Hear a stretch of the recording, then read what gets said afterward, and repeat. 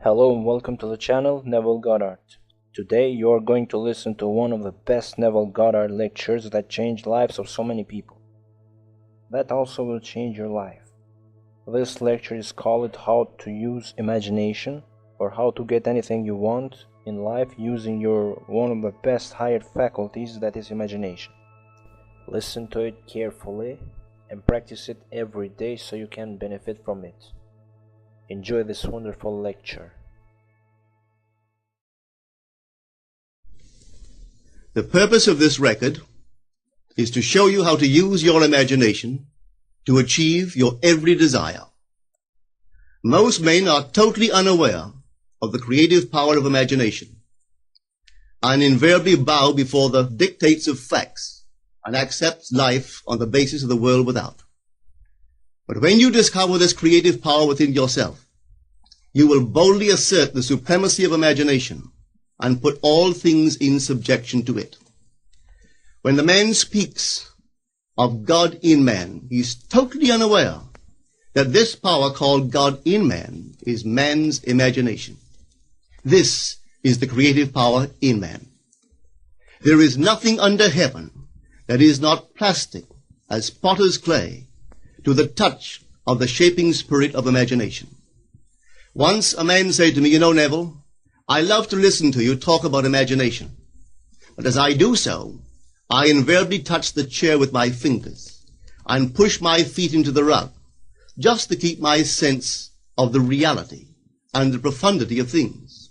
Well, undoubtedly he is still touching the chair with his fingers and pushing his feet into the rug. But now let me tell you another one who didn't touch with her fingers and didn't push that foot of hers onto the board of the streetcar. It's the story of a young girl, just turned 17. It was Christmas Eve, and she is sad of heart.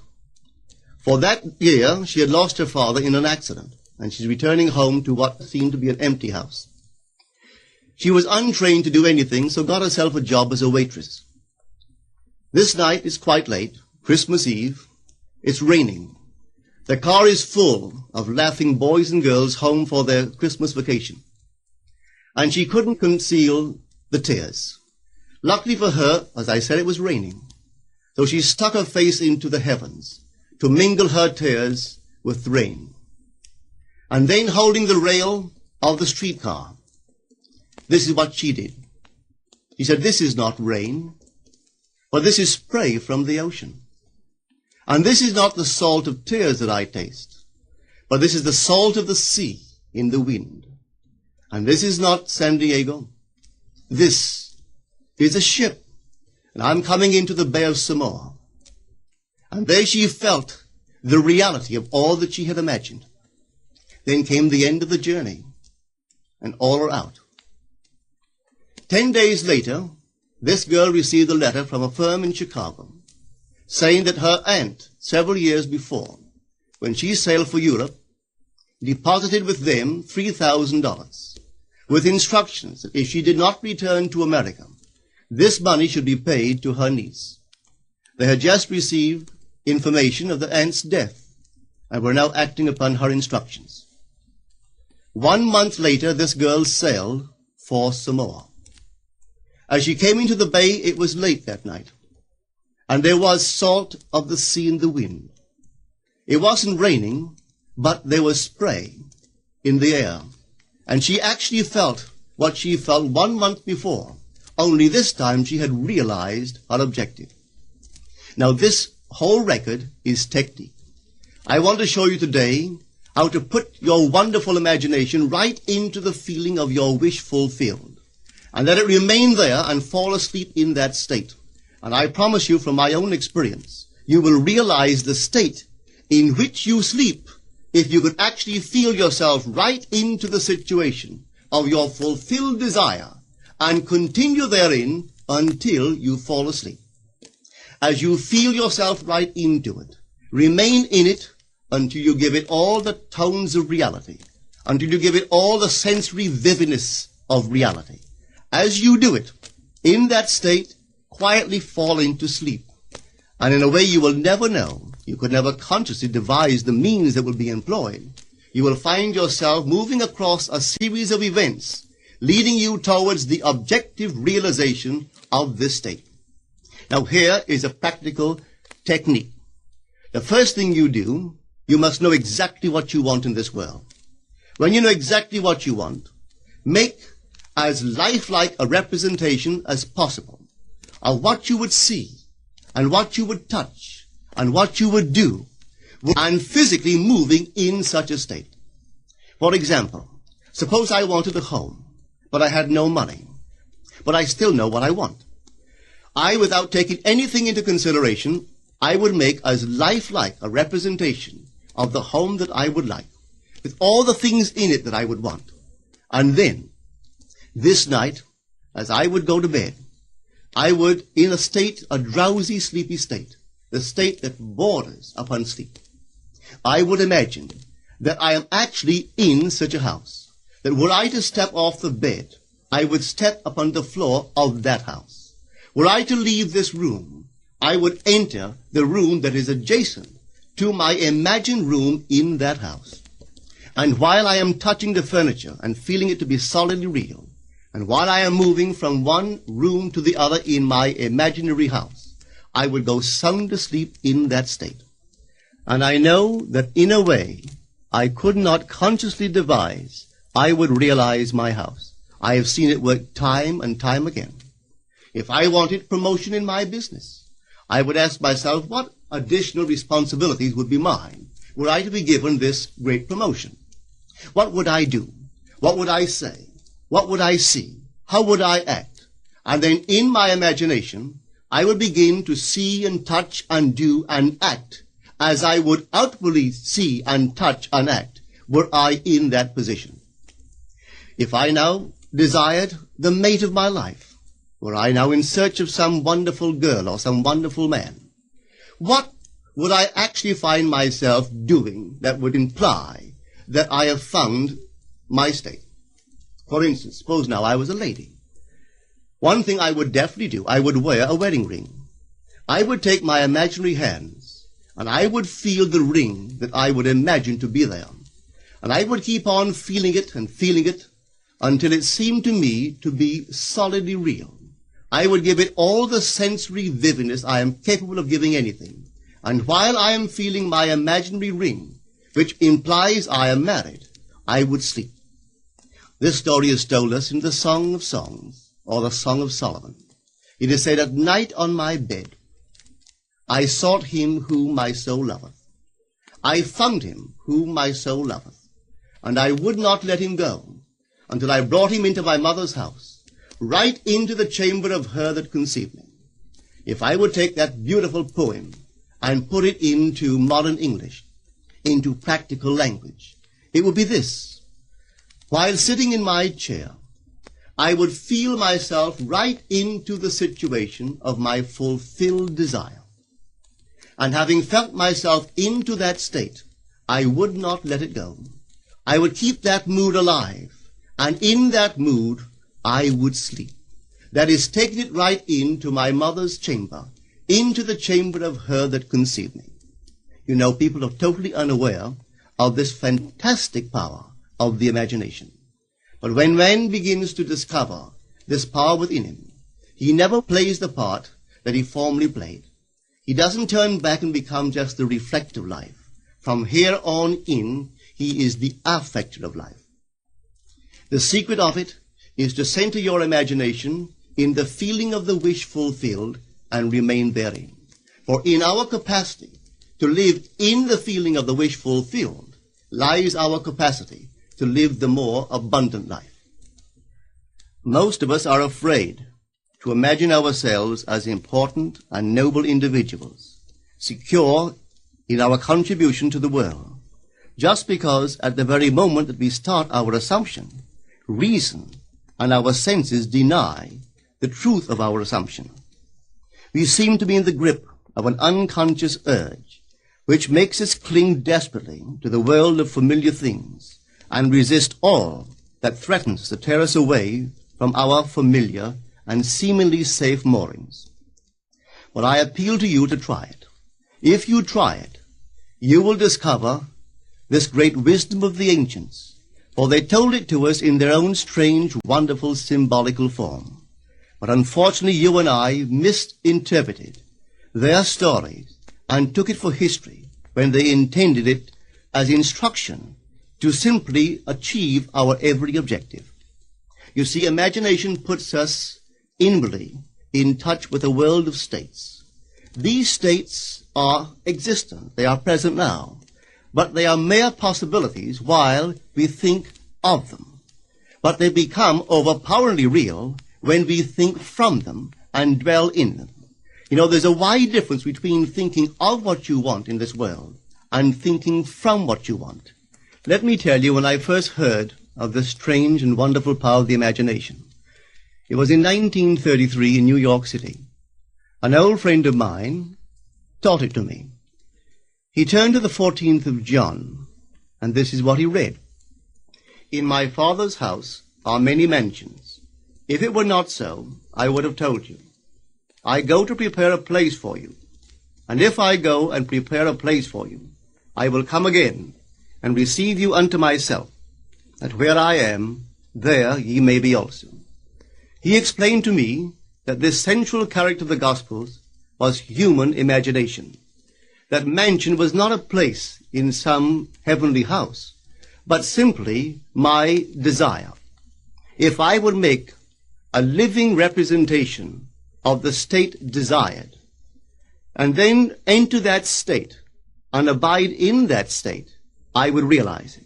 At the time, I wanted to make a trip to the island of Barbados in the West Indies, but I had no money. He explained to me that if I would that night, as I slept in New York City, assume that I was sleeping in my earthly father's house in Barbados, and go sound asleep in that state, that I would realize my trip.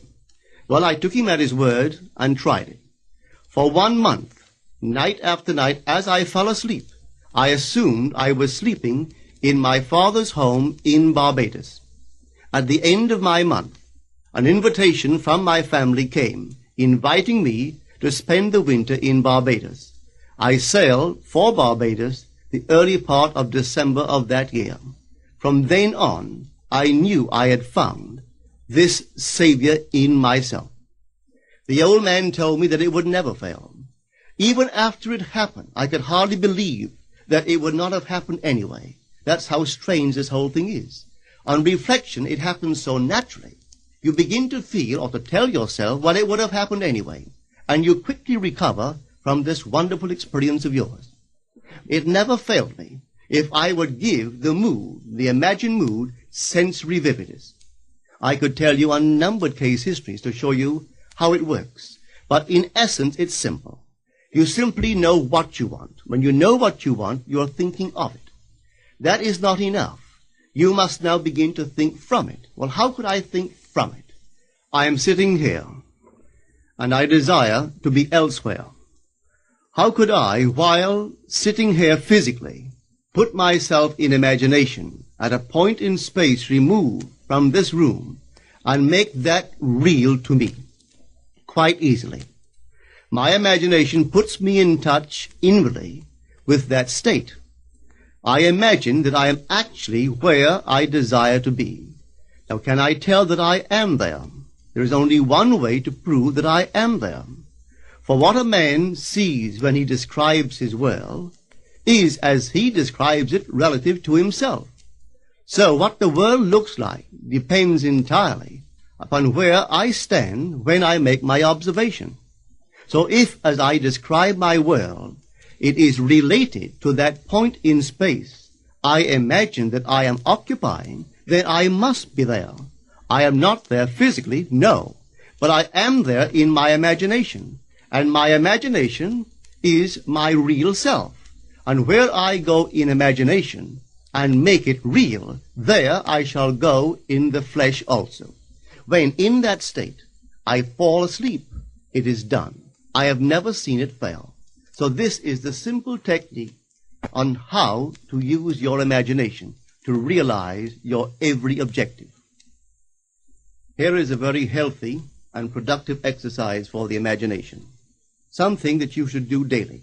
Daily relive the day as you wish you had lived it, revising the scenes to make them conform to your ideals. For instance, suppose the day's mail brought disappointing news. Revise the letter. Mentally rewrite it and make it conform to the news you wish you had received. Or suppose you didn't get the letter you wish you had received. Write yourself the letter and imagine that you received such a letter. Let me tell you a story that took place in New York not very long ago. In my audience sat this lady who had heard me numberless times. And I was telling the story of revision, that man not knowing the power of imagination, he goes to sleep at the end of his day, tired and exhausted, accepting as final all the events of the day. And I was trying to show that man should, at that moment, before he sleeps, he should rewrite the entire day and make it conform to the day he wished he had experienced. Here is the way a lady wisely used this law of revision. It appears that 2 years ago, she was ordered out of her daughter-in-law's home. For 2 years there was no correspondence. She had sent her grandson at least 24 presents in that interval, but not one was ever acknowledged. Having heard the story of revision, this is what she did. As she retired at night, she mentally constructed 2 letters. One she imagined coming from her grandson, and the other from her daughter-in-law. In these letters they expressed deep affection for, and wondered why she had not called to see them. This she did for 7 consecutive nights, holding in her imaginary hand the letter she imagined she had received, and reading these letters over and over until it aroused within her the satisfaction of having heard. Then she slept. On the 8th day, she received a letter from her daughter-in-law. On the inside there were 2 letters, one from her grandson and one from the daughter-in-law. They practically duplicated the imaginary letters that this grandmother had written to herself 8 days before. This art of revision can be used in any department of your life. Take the matter of health. Suppose you were ill. Bring before your mind's eye the image of a friend. Put upon that face an expression which implies that he or she sees in you that which you want the whole world to see. Just imagine he is saying to you that he has never seen you look better, and you reply, I have never felt better. Suppose your foot was injured. Then do this. Construct mentally a drama which implies that you are walking, that you're doing all the things that you would do if the foot was normal, and do it over and over and over until it takes on the tones of reality. Whenever you do in your imagination that which you would like to do in the outer world, that you will do in the outer world. The one requisite is to arouse your attention in a way and to such intensity that you become wholly absorbed in the revised action.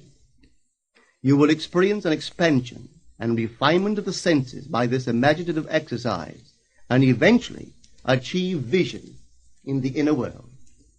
The abundant life promised us is ours to enjoy now, but not until we have the sense of the Creator as our imagination can we experience it.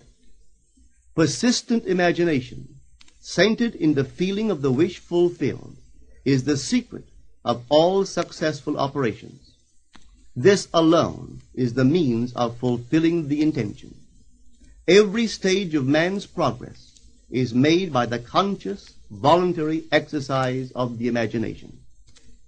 Then you will understand why all poets have stressed the importance of controlled, vivid imagination. Listen to this one by the great William Blake. In your own bosom you bear your heaven and earth, and all you behold, though it appears without, it is within, in your imagination, of which this world of mortality is but a shadow. Try it, and you too will prove that your imagination is the Creator.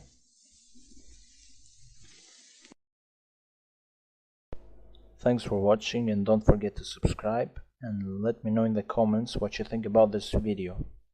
See you in another video.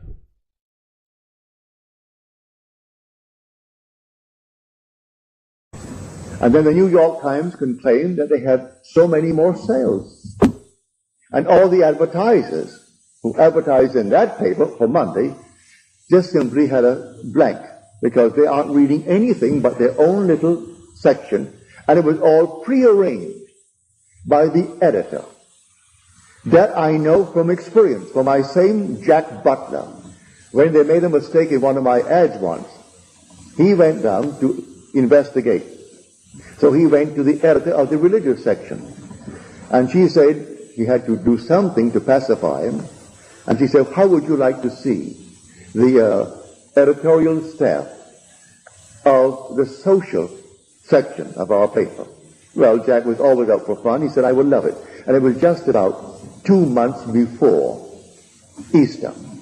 And all these ladies and their daughters were all around the place, dozens and dozens of them, waiting to be interviewed. Each was going to say exactly what we're going to wear. That's been ordered. The dress is all ordered and maybe already delivered. And the kind of a hat, and what church we attend, and where we're going to come out. And the cameras will be there to photograph it. And the morning paper will carry it as spontaneous. All spontaneous. And that's the dream world. A man just retired after very successful 30 years in the show business. His name is Sinatra. I recall this vividly when he was a young boy. I came out of my tailor on 48th Street, which was between 5th and Madison Avenue. I'm walking towards 5th. When I got to 5th, here is 3 dozen young girls, 16, 17. And here is a cab right in the middle of 5th Avenue. And here is this young lad. Well, he's 10 years my junior, so he was then, well, whatever it was then, when he got started. His foot on the runway, the cab stalled, traffic backed up, all the horns are honking, the cop is inquiring, and he is signing autographs to these 30 or more. All that was prearranged to block the traffic. So what? They'll give him a ticket. They give the cabbie a ticket. And he'll pay it. It'll cost him what? $50, $100? But the publicity, all that was part of the motion. He kept that going until now. And people think, what a big, wonderful man. That has been promoted from the time that he began to breathe as a young lad, as a singer. And it goes all through our entire dream world. And how do you... Don't stop it. You can't stop it. It's part of the dream world. I am not telling you of the dream world. I am telling you of the world wherein you will awake. And when you awake, you'll be clothed in your immortal body. And that is heaven. Heaven is not a realm. It's not an area. Wherever you are clothed in your glorified body is heaven, because nothing remains imperfect in your presence. If you walk through the petrified forest, it would all burst into foliage. If you walk in the desert would blossom. Everything would become beautiful. And things long dead, or not even visible, will suddenly appear because you walk by. So wherever you go, clothed in your glorified body, which comes with your resurrection, makes every place that you go perfect. For wherever you are, things must be perfect. That's what we are celebrating this week, for they aren't telling it that way. They're telling of a little man who died a horrible death 2,000 years ago. And then they took him down from the tree and then put him in a tomb. But God raised him from the dead. You are the one spoken of, and you are still hanging on that tree in a way, for you are nailed upon this body. And the nails are vortices. 6 vortices. A vortex, a vortex, a vortex, a vortex, and both feet. And they are whirling vortices that nailed you here. And may I tell you from my own experience, it was sheer ecstasy. It wasn't painful. There was no pain whatsoever. Sheer ecstasy. And then oblivion. And that oblivion was a complete forgetfulness of the being that you are. And you are buried in your skull. And in that skull you dream the dream of life, as you're dreaming it now. And because it is a dream, if you know it's a dream, you can dream anything to be. If you know it's a dream. You can control the dream. So what would the feeling be like if it were true? Well, you name what it is you would like to be true. And naming it, you dream it just as though it were true. Remain faithful to your assumption. And that assumption of yours, though at the moment appears to be false and denied by your senses, if you persist in it, it will harden into fact. This is the story, and I am telling you what I know that I have experienced. I have experienced the Lord bringing things into being that I dare to assume because I wanted them to be brought into being. And the other, which is the fulfillment of God's promise. For I was that Abraham, so are you. And we were shown the gospel beforehand. We were given a preview of it. And we were told, you will go into a world that is not yours. And there you will be enslaved. And there you will be injured. And there you will be maltreated. But after 400 years, you will come out. Now the 400 is not 400 as you measure time. 400 is simply a symbolical number of a cross. It is a numerical number of the last letter of the Hebrew alphabet, which is the Toph. And Toph has the symbol of a cross. And this is the cross. So as long as I bear this, I am in the world of the furnaces. But I will come out of it. I will awaken within it, come out of it. And one day, soon after I awaken within it and come out of it, I will shed it. And shedding it, I will go back to the glory that was mine before that the world was. But enhanced by reason of wearing the cross in this world. Because no one can consummate this bliss that we saw before the world was, unless he is generated here in this world in flesh and blood. So I come down and I find myself wearing a garment woven in the womb of a woman. And I put on that garment and I'm nailed on it. And then I'm buried in that garment, but buried in the skull. And because I am buried in the skull, I come out of the skull. And when I come out of that skull, still wearing the garment, for a little interval of time to tell and share it with my brothers, to encourage them to continue, no matter what happens, to continue. Dream nobly and realize the dreams, but dream nobly, because in the not distant future, you're going to awaken. And when you awaken, you're going to take off the little garment. And that is the cross that you wore for your journey, which is called in Scripture the 400 years. Really, it's thousands of years. You've been wearing it for thousands of years. For there is no death, really, only restoration.